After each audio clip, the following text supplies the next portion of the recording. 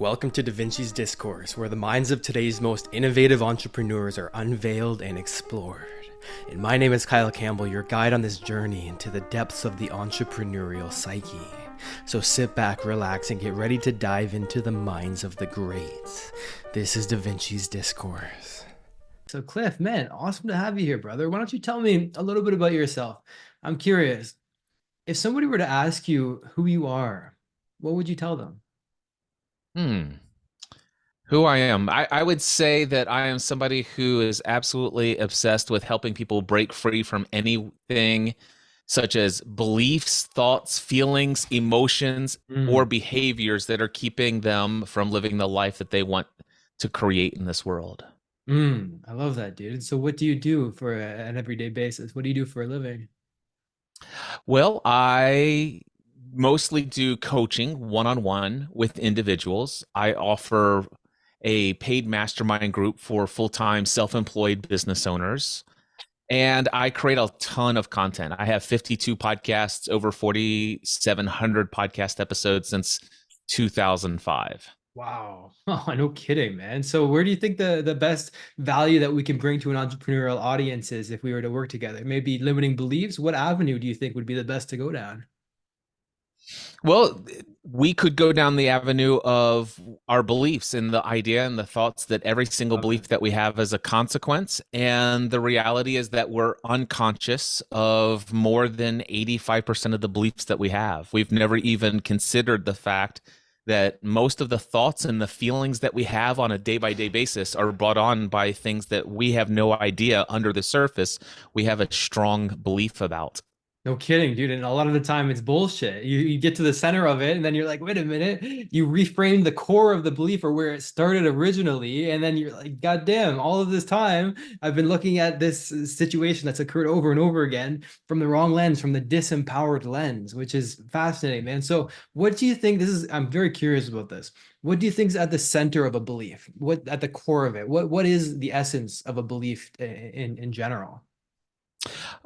My understanding that a belief is nothing more than a thought that you feel certain is true. Or another way of thinking about it is a thought that you have a habit of thinking. A habit of thinking, yes. And so where do they come from? I mean, my opinion is emotional experiences, and they create a complex, and then the complex is exercising its voice through beliefs that take place in our everyday conversations and actions. Where do you think they come from?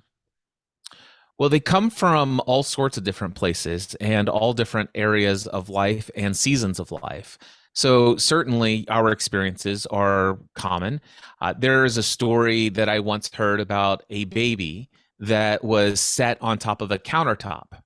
And that baby then crawled off of the side of the counter and fell on a hard floor.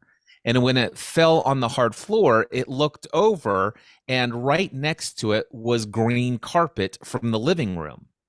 From that Mhm. point forward, anytime that child was set down to crawl on the green carpet, it freaked out Mm, because that baby developed a belief that the cause of my pain was green carpet. right. And so I made an association with he or she made an association with green carpet equals pain. And so there's this cause and effect that takes place, which Yeah, is so now every so time cool. there is green carpet, there's Yeah, an experience of pain. I'm in danger again. So right. that's just one example, and that's to agree with your point that experience is certainly one of them. Another one of the many places where we can develop beliefs from is somebody that we know, love, and trust. We respect them highly. We believe that they know far more, they have greater experience, they're much more wise than we are. And because they have told us something, we now believe it. We accept it. And Yeah. so what happens is in the world of hypnosis, there's something called the power of suggestion. Oh yeah. So when I say something to you, I make a suggestion. And when you agree with my suggestion, You just turned that into what's known as an auto suggestion, which means you just stored it as a subconscious belief that I agree with this. I am now suggesting to myself. So, me suggesting things to you through this process, when you are in agreement with it, you now have developed a belief. It's like, wow, Cliff just said that if a baby was to fall off of a countertop and associate green carpet right next to it, that it's developed a belief. And the next time that baby does this, that could potentially happen. I agree with that. And so it's like, hey, now I have that as a belief. That is one way of doing this. So that another way is to accept something. Now, the interesting thing is that before the age of 7, we do not have what's called a critical thinking mind yet. So our brain waves are in a constant theta brainwave state, which is a very relaxed state. And in a theta brainwave state, anything that comes in is automatically assumed to be true. So imagine this: for the first 7 years of your life, Yeah. everything your parents said, everything your preschool teacher said, everything your religious pastor or Sunday school teacher said, everything the kids in the neighborhood said, everything you've heard on television, everything you've seen in television, or in movies, everything you've heard in the news, every conversation you overheard your parents talking Yeah. about, Mm. all of that is accepted and stored as beliefs. Which is freaking crazy, dude, because look at all the opportunity there is for a wrong, like it's factually incorrect statement to be embedded in the unconscious of us as adults, and have that belief that X is Y when actually X is Z, and then you're raised and believe your whole life that X is Y, and this can create all kinds of different mishaps in all kinds of different situations. And I love the hypnotic the hypnotic suggestions, and I like to use this in marketing and even webinars. For example, as you're sitting on your chair and you're feeling the headphones on your head, you start to feel relaxed, and this is you're creating a belief in the moment that is you're suggesting to believe that you're feeling relaxed in this case. Or and you can make you can make suggestions like buy now. You're probably wondering, and there's a kind of an embedded command in there, and so you're instilling a belief that, I mean, kind of, right? But you see what I mean? I love the suggestion point of it. Yeah, and so what we call that is you're hyper suggestible. That means that Yeah, in a because what happens is if right. we can get you into an altered state of consciousness, Yeah, if we can get you into a law where you're kind of flowing with the rhythm and you're kind of just in the moment, present, you're super focused on what's happening here, and you're not thinking about external threats and what do I have to do before this, after this. You could be in an alpha slash theta or an alpha theta brainwave state. And if you get there, you're hyper suggestible, which is why a lot of people get caught up into all sorts of manipulative yeah, sales and techniques and yeah. schemes. Yeah, no kidding, right?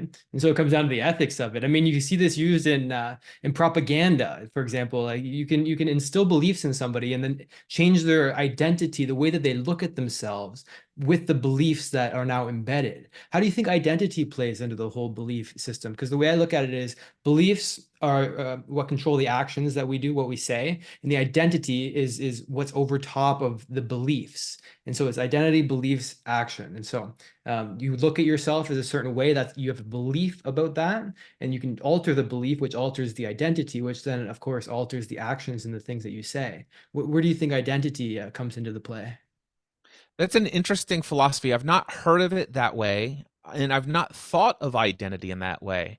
And while I admit that I've not had enough time to process that, so I'm not in disagreement with what you've said. I would love to share with you what I think of identity. I think of identity is the sum total of our beliefs. Ah, Brian. And I think our identity is and there are several different forms that I could think of as identity. If I think about my true source, who am I? Hmm. I could tell you that I'm a divine spiritual being that's pure and holy, and I have nothing other than pure perfection, source, and connected to all that is, and That's the my favorite creator of answer to all. the first question that I asked you, by the way. That's Yeah. right on the gold So, mine, dude. So that's what so I'm talking that about. if we're thinking identity, that's my identity. Yes. However, if we think about identity as most people think about identity, we're thinking of some attachment of our identity, not as who we truly are, but who we perceive ourselves to be. Right. It What we is that believe it is ourselves that are. persona. And so what happens is it is actually it's a system of beliefs, or a belief system about who do I need to be in this environment with these people in Yep. this situation Yep. for me to be safe.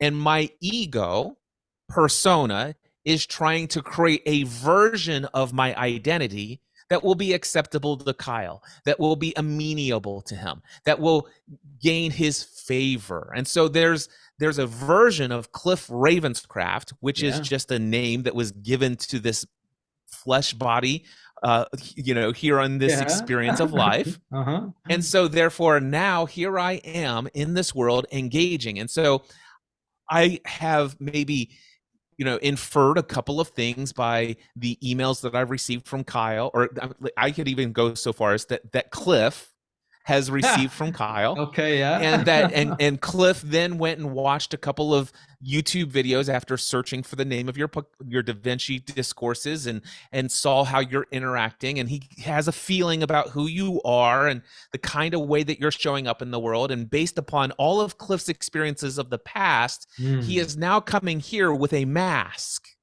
a Yeah. persona, Yeah. an act that will be the Yeah. most pleasurable experience and interface with this guy that is also playing a role called Kyle. You're right. Absolutely. The only thing that I disagree with is you placed ego as the persona, as one.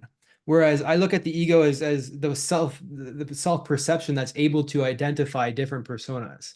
You see, like Yep. Carl Jung talked about the map of the psyche. The persona is on the outside. The next step in is the ego, and then the anima animus shadow, and then the Yep. self at the very core of it, which is what you said is the answer. The all being consciousness, which is fascinating that you said that. Yeah, and I don't spend a ton of my time sitting down thinking about what are the delineations, and that's why I said I haven't given a lot of thought to yours, and the way that you just restated what you believe. Yeah. I would say there's a lot of alignment with how I feel about that. Yeah, the ego is a portion of my essence that creates the story of who I believe that Right. I am in this Yes. world. Yes. And it's what gives you the impression. It's like if you didn't have an ego, if you were eating pasta, you wouldn't know to put it in your mouth or somebody else's mouth, because there's no differentiation between the two of you. And so that's what I look at ego as. This is a fascinating conversation. Have you delved into the whole depth psychology? Carl Jung, Sigmund Freud, the kind of where the essence of I've where not this is I've from? not read I've not read much of their material. I am 64% of the way through the Dreams, some reflections and something, the autobiography of Carl Gustav Jung. So Okay, yeah. I've but I'm very familiar with esoteric ways of thinking about creation, the world, the cosmos, Eastern philosophy, Yeah. Taoism, Yeah. Hinduism, Sikhism, Jainism, Hmm. all of that. So I study a ton of those things. I also study New Age philosophy and shamanism and every esoteric form of Christianity and world religion and spirituality, and I find that it all pretty much everybody seems to be talking about the same exact thing, but Yeah. from using a lot of different language and from a lot of different perspectives and perceptions. Mm. They're all talking about the same thing. I mean, this thing that we're experiencing right now, they're all talking about this. Same language as physics. I mean, it's the same thing that they're analyzing. It's just from a different viewpoint. How'd you get interested in this? The Eastern philosophies, the Eastern religions. What got you into it to begin with? Well, from the time I was a kid, I was raised in an environment where I was surrounded. Well, first of all, my parents were not very religious when I was a child. However, because of some things that I experienced in a public school system, my parents ended up putting me in a Catholic school from first grade through seventh grade. So here I am, a non Catholic, attending Mass every Friday with all of my students and sitting in religious education class from a Catholic perspective for 7 years of my life. While on the weekends and every summer, I went to every vacation Bible school and every Sunday school class in every type of Protestant, evangelical, fundamentalist, Christian church you could possibly imagine. My mom and dad were totally cool with me going to all these different places. So I went to Nazarenes, Baptist, Southern Baptist, Methodist, Lutheran, all of the different Protestant flavors of Christianity. And what I realized is that everybody seemed to have a great deal of certainty that they were right, and Yeah. everyone else was wrong on a lot of major key fundamental issues. Yeah. And it's like, well, this is interesting that everybody seems to be right and convinced of it, and everybody's convinced that everybody else has it wrong. So that caused me to be a very curious person. I asked lots of questions until I discovered that a lot of people were very uncomfortable with questions. Ha! And You're analyzing their beliefs that are kind of based upon something that's unanalyzed to begin with, and so it throws them off tilter, and they're getting very uncomfortable with that. Yeah, and so what I discovered is that a lot of people said, "Listen, you need to stop asking questions and just believe." I know, man. It's That's like, come on, dude, and it's not so my nature. it, well, exactly, it's not my nature, and the thing is I fought against my nature to be in communion, to be in relation with them. So I developed a persona that Yeah. I would tell you that my identity, if you would have asked me, who is Cliff Ravenscraft? Oh, I'm a husband, I'm a father, and I'm a Bible believing Christian Yeah. and the biblical God. And Jesus Christ is my Lord and Savior, and he is the Savior of all the world. And anyone who does not accept him, as it states by this creed, this doctrine, they're burning in hell for eternity. And my goal and desire is to save the world through the gospel of Jesus Christ. Yeah. And so that was my life for, well, I'd say probably most of my life through September 2011 is when I pretty much started to back off a little bit of that. I started just to say, you know what, I think there might be a different way out there. I love Jesus. I love the stories of his teachings. I believe that if I lived my life the way that I hear what he taught, that would be the most incredible experience on this planet. I don't see that happening in a lot of people's lives that I'm surrounding myself with who claim to say that he is the source and the answer of all things. So, and then what I heard and what happened for me is I'm seeing a lot of damnation and literal damnation. Like, listen, I damn you to hell, kind of language, of people who are not beliefs, who do not agree with the beliefs and doctrines and creeds of these institutions. And they're saying these Hindus, these Taoists, these, New Age people, they're all going to burn in hell. And yet, what I noticed, Kyle, is I started to recognize, I began to, because I started an online business where I have people reaching hundreds of thousands of people all over the world.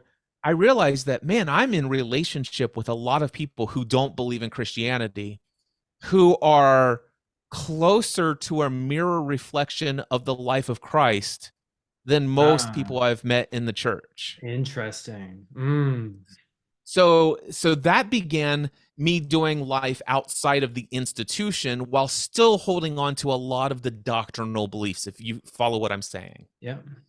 So that was from September 2011 all the way to the fall of 2020. And that's when I was just randomly studying some stuff and I came across a video, Steve Jobs' favorite book. And I'm like, that sounds interesting. I'm a huge fan of Steve Jobs, read both of his biographies after his death. Just amazing guy, what he's able to achieve and accomplish in the world. Yeah. Was it Autobiography of a Yogi? It was Autobiography of a Yogi. And I'm like, okay, so I'm going to go read this book. By the end of that book, two significant beliefs had completely shifted inside of me. and one of them was reincarnation. It's like, you know what, I can't say for certain right now that I believe, by reading that book, that reincarnation is real. But before I read that book, what does Cliff Ravenscraft feel about reincarnation on a scale of 1 to 10? How likely is it that reincarnation is a part of the process, that is a part of this experience of life? And prior to reading the book, it would be a 1 out of 10, or actually more accurately, it would have been a 0 out of 10. It's like, it's just, it doesn't even equate. Mm. After reading the book, I was a 7 out of 10 in a belief Wow. in reincarnation. And it's like, wow, there's a lot of questions that I've had over the years, and there's a lot of teachings in the Bible that if you believe in reincarnation, that it answers all of them. It's like, wow, that's amazing. And so then I began to do research. Was there ever a time that Christians believed in reincarnation? And it turns out that, you know, there were various different forms of Christianity before the, you know, couple hundred years later, when the Bible came into its existence as it was accepted by the Nicene Creed and all this other stuff. In the early days of Christianity, there were Gnostic Christians and various other sects, and it's like, wow, and they very much believed in and taught reincarnation. But eventually there became what's quote unquote the authorized and accepted Orthodox Christianity, which says, no, we don't believe that. And then I'm like, okay, what else is out there that that used to be a part of this belief? And so then I'm like, okay, I wonder what Hindus do believe. And I start reading the Bhagavad Gita and the Vedic scriptures and commentaries from, not from Christians, but from people who live their lives, live that way. Specifically, I want to read from people who lived lives that are like role models. You know, I want to read people's interpretations of these ancient scripture, holy texts, where their experience of life and how they show up in the world and how they treat others is something that I would look up to and aspire to. Hey, I hope you're enjoying the podcast, and I want to let you know that I've got a free book that you can get if you want to tap into more of these resources, and you can get that for free at kylesbook.com. Back to the podcast. Right. And so I went to find those people, and I'm reading their commentaries on their scriptures, and it's like, wow. And then I started to see that there's a lot of commonality.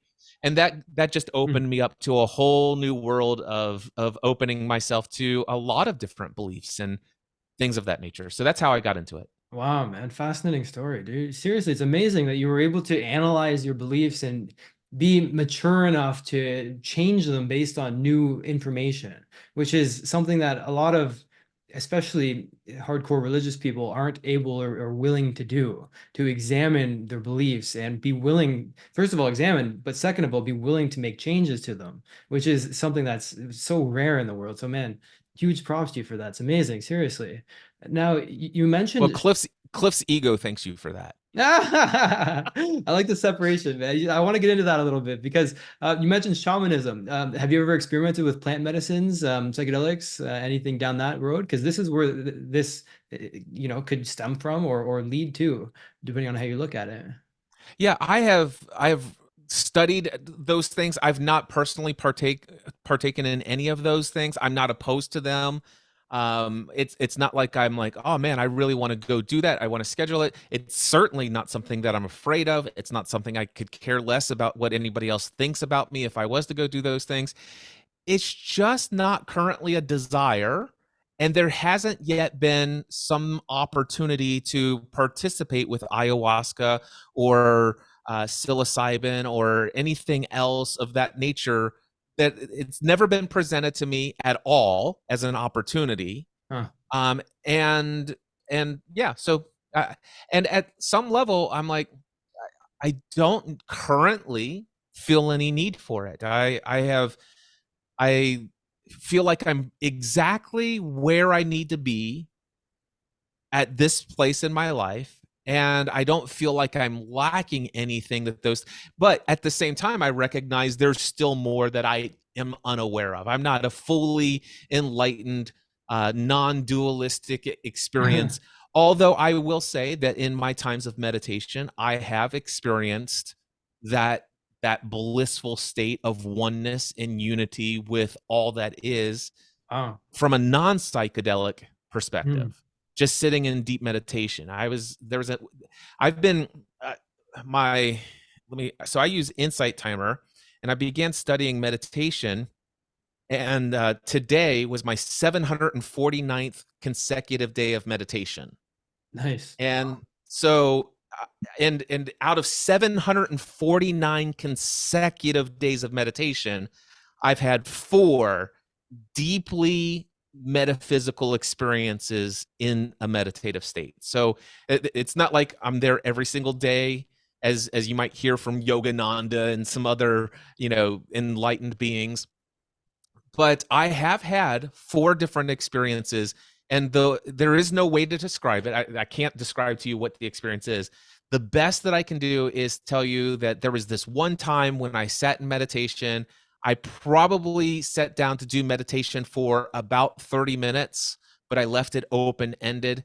And at some point, I completely lost all awareness that I actually had a physical body, that there was a physical reality outside of anywhere. Hmm. And I just existed. And it seemed to me that I was there was no, it's crazy because there's no way to talk about it. Yeah, There no was kidding. no time. There's no words for that. There was no perception of time. But if I were to try to give it a description, it felt like I was there forever. It felt like I was there for days, for months. Yeah. And then all of a sudden, when I came back to the awareness of my physical being, it turned out that I was in meditation for 45 minutes. Wow. Hmm. Fascinating, man. I mean, I've had experiences on LSD, for example, where it was like zero ego whatsoever, just a pure dissolution and consciousness and space. No time, no separateness. All is one. Picture it as you're floating in space. You can see the stars, but they're far away. It's pure consciousness, but there's not you looking at it. You are all of it. It is your body. But there's no you. It's all one. And that happened on LSD. It was a terrifying fucking experience. I mean, completely life-changing in so many ways. This happened in 2020. Yeah. And changed everything, man. Oh, are you still there? You're lagging out on me. What you just described is very similar to my experience, though I can't say that I recall seeing stars, whether near or far. And I don't necessarily recall an experience of that I am all that is. Um, it- but all I Hmm. can say is that there was absolutely no existence of a guy named Cliff Ravenscraft. There was no physical anything. It was just the only. Yeah, I can't explain it. You can't explain it. I know.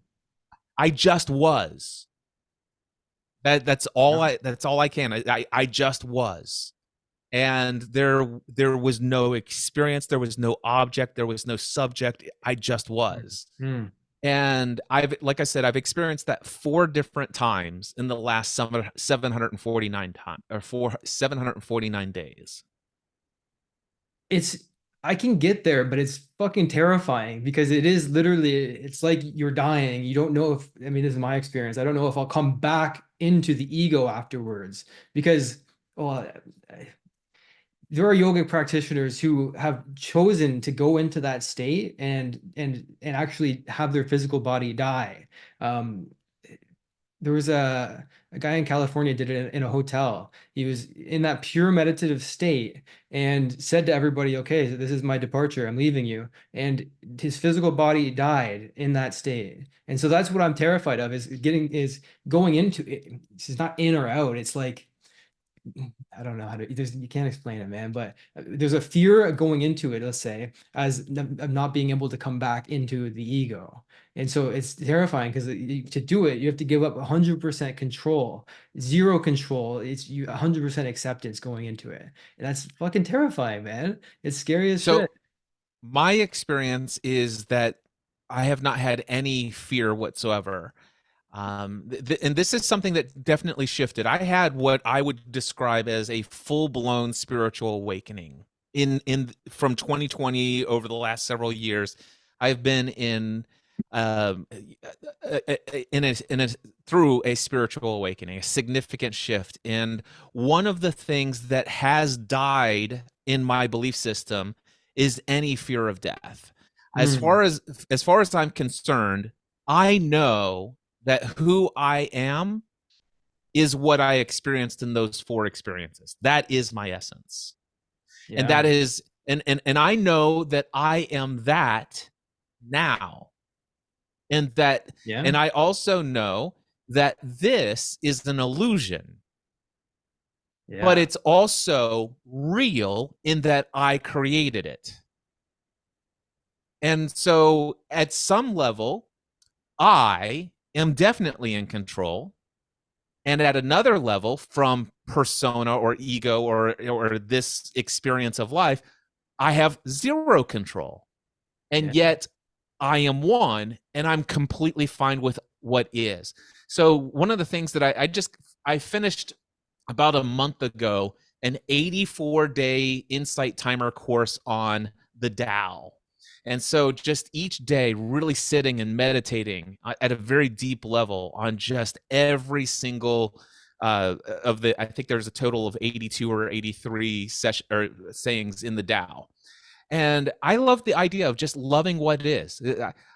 I Why should I suffer by resisting what is? So for me, if Yeah. I die, Yeah, I die. I mean, why be afraid? So by the way, for exactly. me, and this is no judgment of you, please understand this, but for me, if I actually fear dying, I actually have to create that death. What I have to actually create a vision of what I fear here. And so therefore I'm actually dead. And why, it's like, why did I create that? And so and yet at the same time, I haven't died. So why don't I live? If I Yeah. really value living, why don't I just live and live fully alive?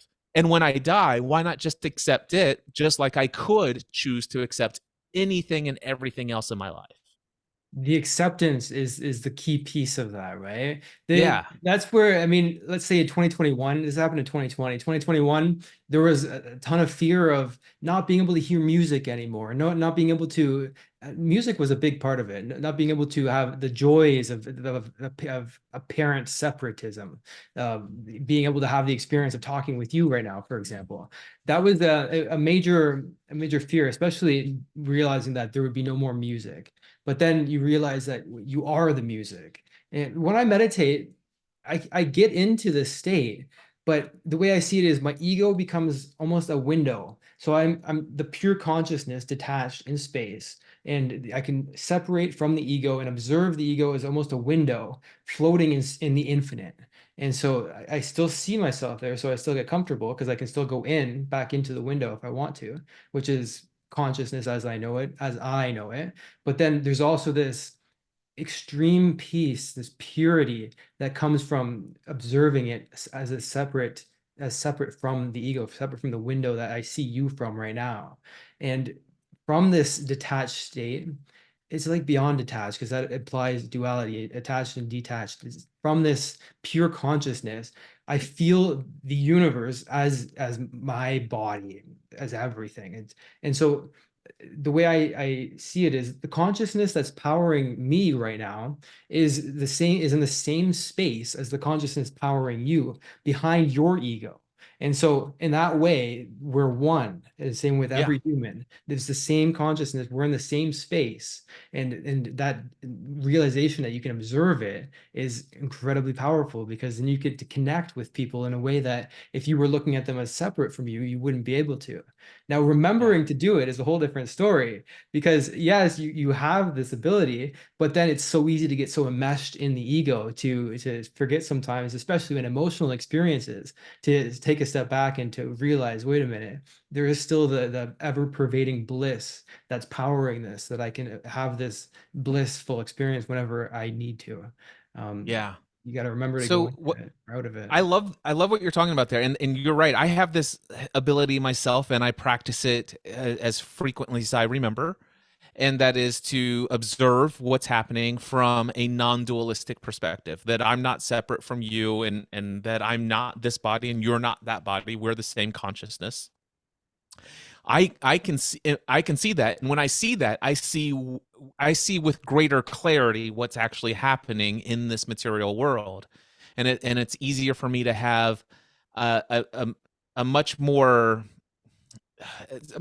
equanimity in my life, meaning that I don't experience the high highs and the low lows. I just have I have the ability to have the constant state of just peacefulness and love and unconditional compassion in all circumstances.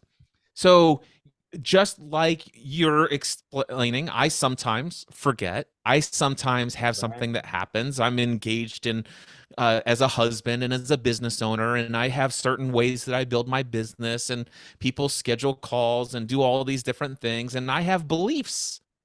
And remember, it goes all the way back. I have beliefs. Full loop. Yeah. And another way of saying this, Cliff has beliefs about what should or should not happen. So, for example, the other day, somebody canceled a call last minute. It was the second time they've already rescheduled once. This was a complimentary coaching experience he was going to give to a client or a potential client. They're the ones who requested a chat in the first place because of some things that they were struggling with. And and I'm going to speak in first person as Cliff, just so you can get a feel for what's going on here. So I got into the situation. It's about time for the call, and then all of a sudden I get a message that says, "Hey, I am so sorry to do this for you. You know what? Completely didn't cross my mind. I double booked today. Can I reschedule again? I'm sorry, Cliff. It turns out I booked another session at the same time I rescheduled this session today. And you know what? I'm paying for this therapy session for somebody else, so I might as well go ahead and do that since I'm not paying you. Obviously, I'm sure you understand. Can I reschedule?" Well, I got triggered into anger. Yeah. Course. And it's like, wow, what's going on here? It's like, this person's disrespecting me. This person doesn't value me.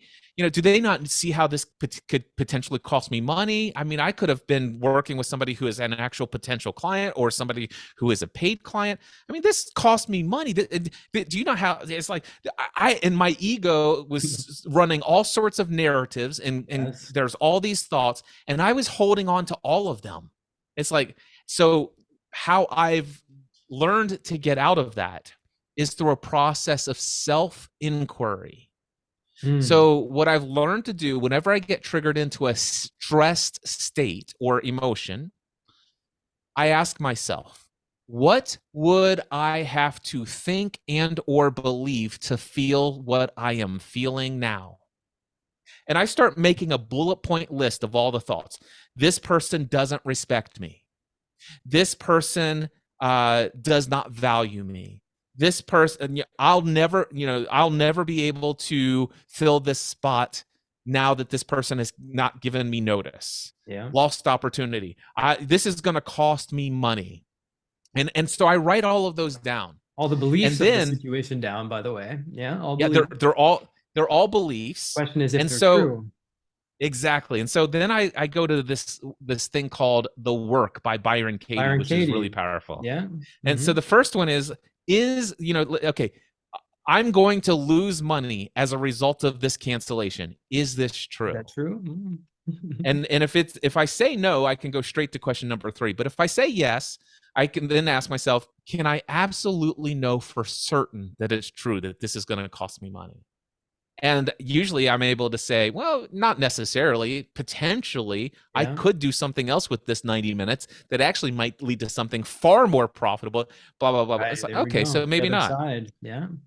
So, and then the third question is, when you hold on to the belief, this is going to cost me a lot of money, then how do you feel and how do you show up? I feel disrespected. I feel I feel like I feel like I'm a victim.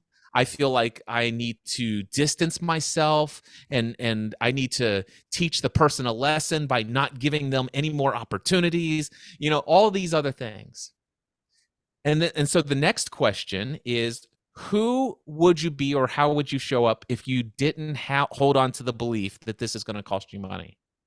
Mm. Gosh, I'd probably have a lot less anxiety, a lot less worry. I'd probably look for opportunities, for ways that this is going to open up opportunities for me to do some things. Maybe I was behind.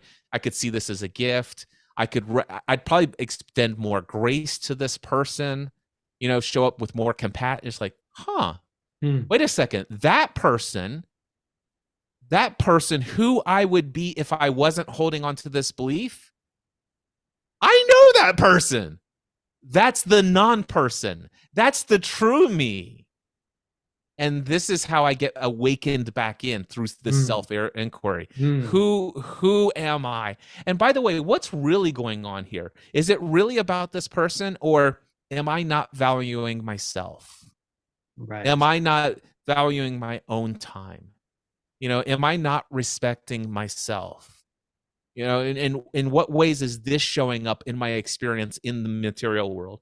Because I am in the material world. I chose to be in the material world, but I also choose to live my life in such a way that I want to be in this world with an ego, with a persona, Yeah. but I don't want to be of this world. I don't want to attach my Yes. identity to Yes. be of that. I Yeah. am not of this physical experience. I am of the divine essence of all that is. So I want to be in this world, but not of it. And so what I'm here to learn and evolve through this process of self-inquiry, by basically shedding any belief that is keeping me from experiencing the true essence of my divine nature of love, peace, unconditional compassion towards others, and seeing them as myself. I want to get rid of any belief that has me thinking and believing in you being separate from me.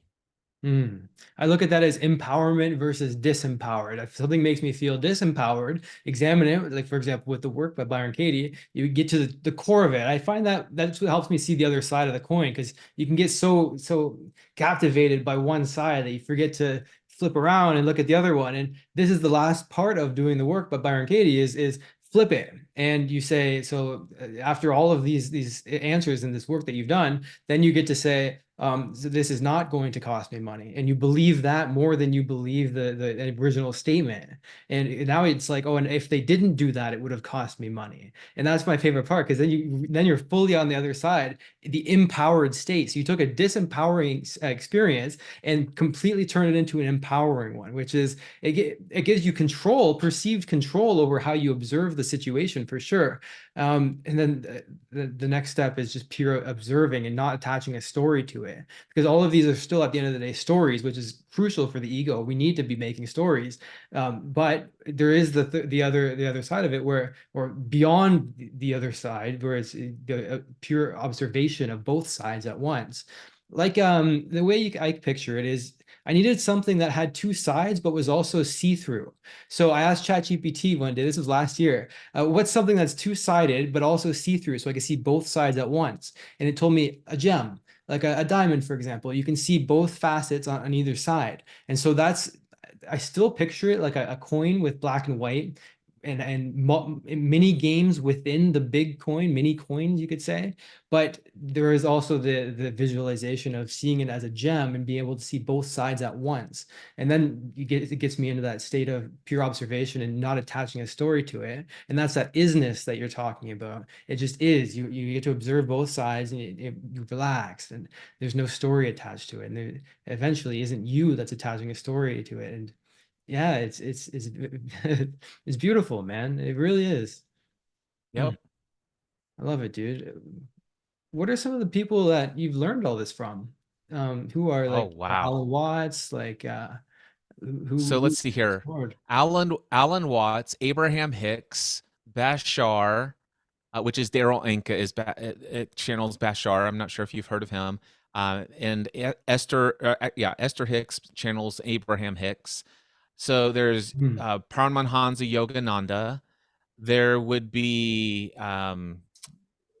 the Tao Te Ching, so Lao Tzu, who Yeah. did that.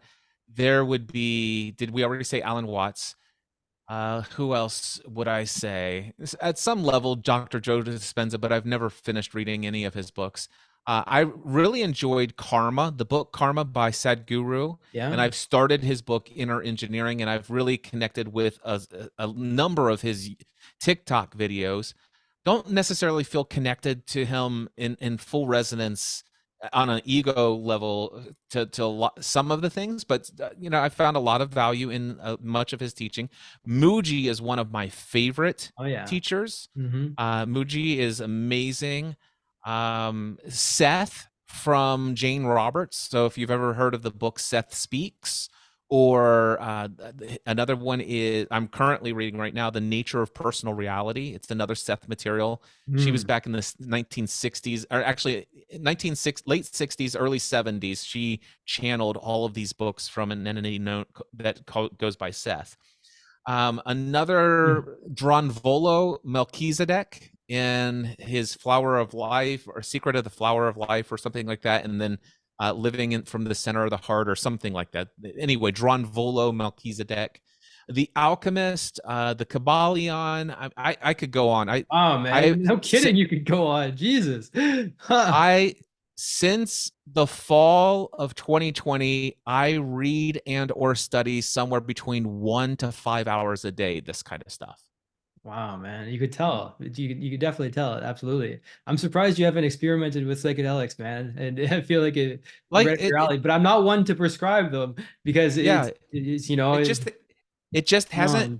I mean, obviously I follow a lot of creators on different platforms who do retreats and stuff like that. I have close friends who have done all of these things, and nobody has ever personally say, "Hey, Cliff, I want to invite you to Ah, what fill in the blank, and here's what do you think about it?" That has never been presented to me, and to this point, I have never felt any compulsion to seek any of those opportunities out. well, there Now, you I'm go. aware of all of them. I'm fascinated by what I hear people to share of their experiences. Oh, by the way, Carlos Castaneda is another one. A lot of his stuff as well.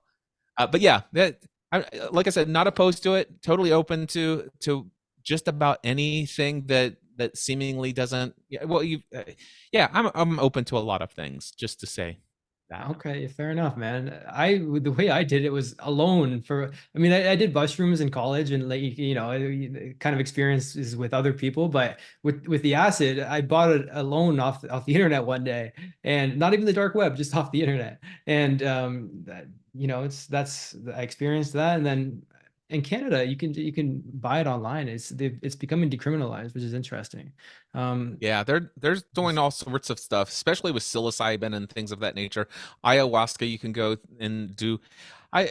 Yeah, not opposed to any of that stuff. Beautiful, man. It's very, very cool. So, dude, we touched on some we went as deep as you can possibly go in this interview, which is beyond depth in itself. So, thank you for that, man. Anything else that you want to add before we kick this off here?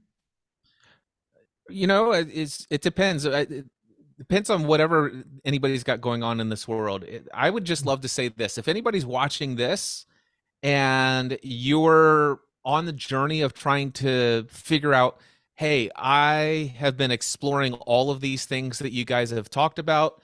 If you have felt any guilt or shame as a result of doing that because it goes against everything you've ever been taught, Mm-hmm. I would encourage you to seek out some folks who could help support, who have been through that. I personally am very much interested in helping people who are coaches learn how to build profitable businesses. So if you're out there and you've got a gift and a passion for compassionately showing up for people and serving them, and you believe that you can add tremendous value to their life, and you're still in the pursuit of making a living for yourself in the way that our economy is currently set up, I do a lot of things teaching people how to build profitable coaching businesses and build online businesses, content creator kind of stuff. Those are the kind of things that I do. And if anybody's ever interested in any of that stuff, you can reach out to me. Just go to my website, cliffravenscraft.com, and click on the Work With Me tab, and you can read all about that. Awesome, man. Beautiful. What about some lead magnets that you have the email capture, something that you can give away that would get somebody's email address? What do you Yeah. have? So I did a opening keynote address. I have a annual conference that I was doing before COVID. It was called Free the Dream. And the opening keynote address is called All Beliefs Have Consequences. Mm, And in this opening keynote address, it's 60 minutes. I talk about, the fact that every experience that we have in life is determined by what we believe. So whatever results you have right now are a result of actions you have or have not taken. And all the actions that you have or have not taken have been a response or have been the result of what you are thinking and feeling in any given moment. And how you are thinking and feeling in any given moment is determined by these beliefs. And most yeah. of them you're unconscious of. Mm-hmm. So in this opening keynote address that I do, I share with you 4 things. Number 1, I help you understand what are the limiting beliefs that are actually holding you back. How do you get them from being unconscious to Yes. actually bringing them up to where you could write them down and see them on a piece of paper or type them into a document that you could see? Oh my gosh, I had no idea that was there. So number 1, I'll teach you how you can discover what limiting beliefs are currently holding you back. Number 2, I'll help you discover what the source of that belief is so that you can actually verify and confirm that it is not yours. It is not absolute truth. It came Mm. from someone else. It's an outside thing that you just agreed with, and you've been holding it in this luggage ever since. You've been lugging it around for a very long time. So number 2, you'll discover the source. Number 3, I'll teach you how to disassociate Mm. or break up with that limiting belief. And the 4th thing that you'll learn is how to condition empowering alternative beliefs that will take you Nice. to where you want to create whatever you want to create in your life. So in essence, whatever your results are right now, it's because of the consistent actions you've taken. And those actions are consistently happening consistently because of your consistent thinking and feeling. That's because the beliefs have never been changed. Go and watch this video. You'll learn how to change your beliefs so that you'll never be able to think and feel that way again, which means that you will always take different actions and you're guaranteed to get different results as a result. You can get this for free at mindsetanswerman.com/free. Sweet. Love it, dude. Perfect. I love it. That's a beautiful place to wrap it up because it kind of leaves the loop open that we started at the beginning, which is how do you identify and more or less shift and manipulate beliefs that dictate actions at the end of the day and dictate the way that you look at yourself in the world. So, Cliff, man, thank you so much, dude. It's been an absolute pleasure. It's so cool to be able to dig into this stuff with you. Seriously. Kyle, I'm super thrilled that we had this opportunity to connect in this space. All right. I hope you enjoyed that podcast episode. And if you want to get a free copy of my book, go to kylesbook.com and you can get a copy there. I'll talk with you soon.